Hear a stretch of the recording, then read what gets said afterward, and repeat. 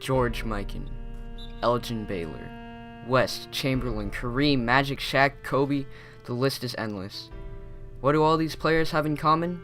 They're all Lakers, and they're all champions.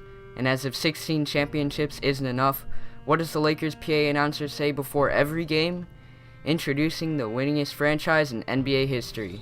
And yes, everything that this franchise has accomplished over their 68-year history shouldn't be ignored, but this team is living in the past. We should be celebrating our bright future, not reliving championship runs with rosters full of veterans not playing in the NBA today, which might lead to the problem presented to us today. One of, if not the biggest, NBA offseason in recent memory is upon us, and if it were 20 years ago, LA would be zeroed in on either LeBron James or Kevin Durant, and nobody else. And chances are, they would be able to sign at least one of them. A meeting would be easily attained, the future face of the franchise would walk in, and then would be surrounded by Kareem, Magic, and a bunch of all-time greats as the compliments would roll in. You can be one of us, and this is LA. Don't you want all the glitz and glamour like all the other legends? And that would be the end of the story, and in a couple years the team would be rebooting another dynasty. But times have changed. This is not 20 years ago, and today the Lakers can't even foresee a meeting with Hassan Whiteside in their wildest dreams. Instead, the franchise is throwing $64 million to the only center that openly wants to play in LA, who spent his NBA Finals glued to the end of the Cleveland bench. And this signing is by far the most controversial in the past decade for the Lakers, so let's talk about it. Timothy Mozgov? 64 mil? Reading that sentence initially just makes me feel uneasy, because your first natural reaction is to violently scream, laugh, or cry. But this acquisition symbolizes more than only a new starting center. It represents a new direction for this franchise. Over the past couple of years, the Lakers have concentrated all their time and effort in the offseason, focused on acquiring a superstar in their prime ready to shift LA back into contention, skipping a long start-from-scratch rebuild in favor of a put-all-the-eggs-in-one-basket approach. And this path has been taken each offseason ever since the front office felt Kobe couldn't carry a team to the finals anymore, following their 16-point Game 5 loss induced by the three kids from OKC. Alone, Kobe Bryant couldn't take the Lake Show to the promised land, and the organization's brass sensed it, eventually leading to the vetoed failure of bringing Chris Paul to LA, compelling the disastrous sign-and-trade for Steve Nash, and then accompanied by the trade for the one-year rental of a Dwight Howard, who did not look at all like the All-NBA first-team center the Lakers thought they were receiving.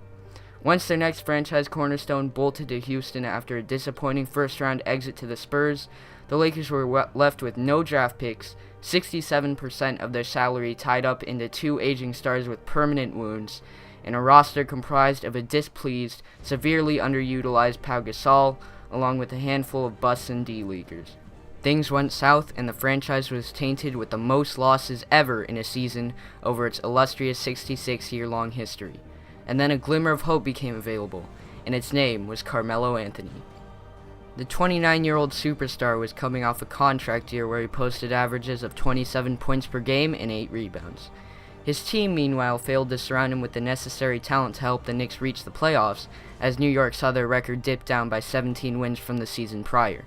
Once free agency began, LA felt that they were in a realistic position to bring in Carmelo, with an empty void at head coach as Mike D'Antoni finally stepped away from the Lakers organization, a 19-year-old bruising power forward named Julius Randle, and an ever-so-determined Black Mamba open to co-piloting the Lakers back towards the Larry O'Brien Trophy.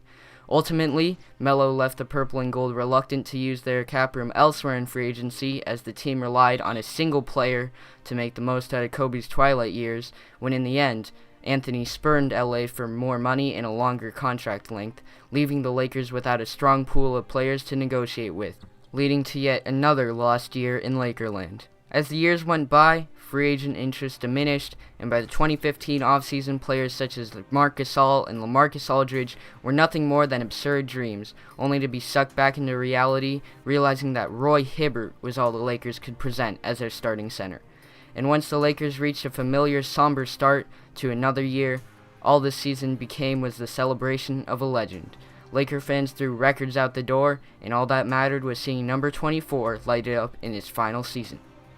17 and 65 was irrelevant. winning 21% of their games was irrelevant.